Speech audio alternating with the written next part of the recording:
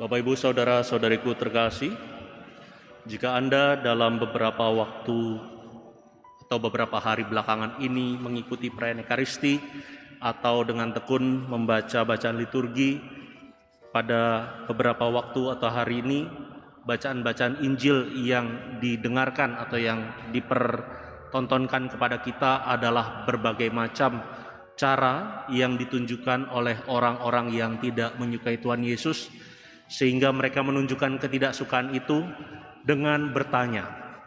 Tetapi pertanyaan-pertanyaan yang ditunjukkan kepada Tuhan Yesus itu bukan pertanyaan yang ditujukan demi mencapai suatu pemahaman atau pengertian yang benar tentang siapa diri Tuhan Yesus bagi orang-orang Yahudi pada zaman itu, tetapi tujuan orang-orang yang tidak menyukai Tuhan Yesus bertanya-tanya atau bersoal jawab dengan Tuhan Yesus adalah untuk menjebak dan mencari-cari kesalahan Tuhan Yesus, sehingga kalau ada sesuatu yang salah yang dikeluarkan oleh Tuhan Yesus, maka itu bisa dijadikan sebuah bukti, dapat menjadi sebuah bahan untuk mempersalahkan Tuhan Yesus secara lebih cepat.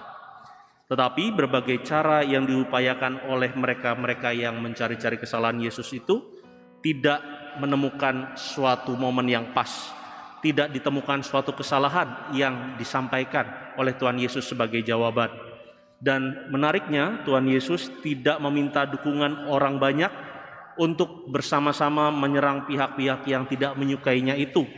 Dan yang menarik juga di sisi lain, Tuhan Yesus tidak mengeluarkan pernyataan-pernyataan emosional apalagi kontroversial. Maka meskipun mereka mencoba memfitnah dan menjebak Tuhan Yesus, tetapi Tuhan Yesus selalu dapat menggagalkan rencana dan tujuan yang jahat itu. Bagaimanakah caranya? Jawaban-jawaban yang disampaikan oleh Tuhan Yesus rupanya mengandung hikmat kebijaksanaan, sehingga apa yang mereka harapkan menjadi suatu kesalahan tidak dapat ditemukan sama sekali. Maka barangkali kita bisa bertanya, seperti apakah kebijaksanaan itu? Kebijaksanaan seperti apa yang ditampilkan oleh Tuhan Yesus? Setidak-tidaknya kita dapat memahami dan mengerti bahwa yang disebut dengan kebijaksanaan dapat dimaknai sebagai suatu kepandaian individual dalam menggunakan akal budi berdasarkan pengalaman dan pengetahuan, dan juga bersama dengan itu diselaraskan dengan pikiran, perasaan, dan juga tingkah laku, sehingga kebijaksanaan ini bisa terjadi oleh siapapun, bisa dialami bagi siapapun asalkan memang punya pengalaman dan pengetahuan yang cukup dan menyelaraskan antara apa yang menjadi pemikiran, perasaan, dan juga apa yang dilakukan dalam sehari-hari. Dan Tuhan Yesus mampu menunjukkan itu semua dengan apa yang ada di dalam pikirannya, dengan apa yang menjadi pengalaman dan pengetahuannya, serta dia padukan dengan apa yang memang sehari-hari dilakukan oleh Tuhan Yesus. Dan di samping dengan itu, kebijaksanaan sendiri artinya juga mau untuk mengevaluasi diri, berani untuk dikoreksi, berani melihat kesalahan sendiri secara objektif, dan artinya dalam kesempatan yang lain berani menilai dan memutuskan suatu masalah, sehingga dalam perjalanan kehidupan keseharian terjadi keselarasan, terjadi keharmonisan antara pribadi yang memiliki kebijaksanaan itu dengan apa yang terjadi di lingkungan sekitarnya. Itulah yang disebut dengan kebijaksanaan. Dan dengan itu kebijaksanaan akan menuntun kita untuk selalu bertindak benar, sehingga terjadi keharmonisan, terjadi keselarasan dalam kehidupan sehari-hari dengan orang lain, sehingga apa yang menjadi perdamaian menjadi terjaga, relasi yang baik menjadi terjalin, dan lain sebagainya. Sehingga dengan demikian kedamaian dalam kehidupan secara personal, secara pribadi, dan juga dengan orang lain dalam kehidupan bermasyarakat, begitu misalnya, akan lebih mudah tercapai dan akan lebih mudah terjaga. Maka pertanyaan selanjutnya adalah, siapakah kalau begitu yang bisa menjadi bijaksana? Apakah Tuhan Yesus saja atau bagaimana? Apakah orang tua saja yang sudah punya banyak pengalaman dan pengetahuan saja, atau orang-orang yang masih muda yang belum punya cukup pengalaman juga bisa bijaksana? Maka saya katakan dari mimbar ini, secara umum siapapun rupanya bisa memiliki kesempatan bisa memiliki peluang untuk menjadi pribadi yang bijaksana. Sehingga kebijaksanaan itu bukan seakan-akan tampil menjadi kata-kata yang seakan-akan dimiliki atau dimonopoli oleh mereka-mereka yang sudah berusia banyak ya, sudah tua, sudah punya banyak pengalaman. Tapi siapapun asalkan mau dan mampu mengusahakan apa yang disebut dengan kebijaksanaan sesuai dengan pengertian tadi yang saya sebutkan, maka mereka pun punya peluang dan kesempatan menjadi pribadi yang bijaksana. Dan yang pasti setidak-tidaknya saya mencatat ada 5 kriteria orang untuk menjadi bijaksana yang saya sadur atau saya lihat dari pribadi Tuhan Yesus itu sendiri. Yang pertama, ketika orang menjadi bijaksana, orang itu tidak mudah menyimpan amarah, apalagi dendam. Maka ketika orang menyadari dia mudah marah, mudah menyimpan dendam, sebetulnya dia menyimpan beban dalam kehidupannya, dan dalam pengertian yang lain dia menyimpan penyakit tersendiri.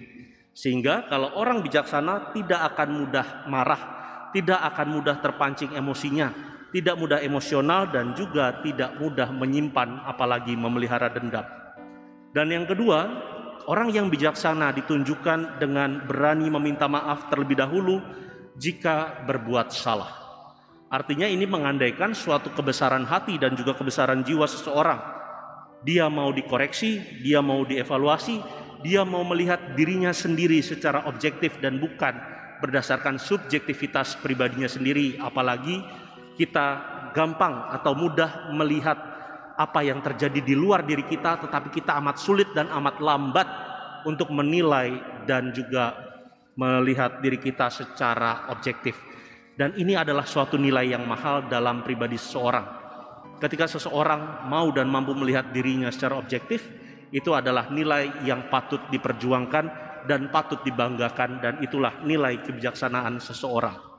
Dan yang ketiga, orang yang bijaksana itu mampu mempertimbangkan banyak hal dalam memutuskan sesuatu. Artinya, dalam menilai sesuatu atau menilai orang lain, menandakan adanya suatu kematangan pribadi yang mampu berpikir luas, mampu rendah hati karena mau belajar tentang banyak hal dari siapapun dan juga tentang hal apapun. Itulah yang menunjukkan bahwa ketika orang memutuskan sesuatu ada banyak pertimbangannya, tidak terburu-buru, tidak gerasa-gerusu, sehingga apa yang diputuskan sangat menjadi pertimbangan yang matang. Dan orang yang bijaksana selanjutnya adalah ketika dia tidak melulu mendahulukan ego pribadinya. Karena apa? Karena hidup bukan tentang diri saya saja, tetapi kita harus ingat kita bersama dengan orang lain, kita makhluk sosial, dan kecerdasan emosional kita dalam berelasi dengan orang lain ini sangat penting, karena bukannya tidak mudah, tetapi sangat mudah timbul gesekan dengan orang lain karena ego pribadi kita yang terus selalu minta dipenuhi. Maka ini yang kita maknai sebagai apa yang disebut dengan kebijaksanaan ketika kita tidak berpusat pada ego pribadi kita masing-masing. Dan yang kelima, ciri-ciri orang yang bijaksana adalah tidak mudah terpancing emosinya, tidak mudah reaktif ketika berhadapan dengan situasi atau orang lain yang barangkali tidak cocok. Sehingga kita tidak bisa dipungkiri bahwa setiap orang pasti memiliki perspektif, memiliki sudut pandang yang berbeda-beda dalam melihat dan menilai sesuatu. Dan dengan adanya hal tersebut, kita akan tahu bahwa ketidakcocokan itu, ketidaksesuaian dalam hidup kita sehari-hari rentan akan terjadinya konflik. Maka ketidakcocokan terus tidak perlu kita hadapi dengan emosi. Sebab ketidakcocokan tidaklah perlu selalu dihadapi dengan gesekan, apalagi permusuhan. Sebagaimana yang tadi saya katakan, ketika orang mudah berkonflik, maka sesungguhnya dia tidak pandai, dia tidak cerdas, dia tidak bijaksana mengatur emosinya sendiri, dan itu menunjukkan dia menjadi pribadi yang kurang bijaksana terhadap dirinya sendiri.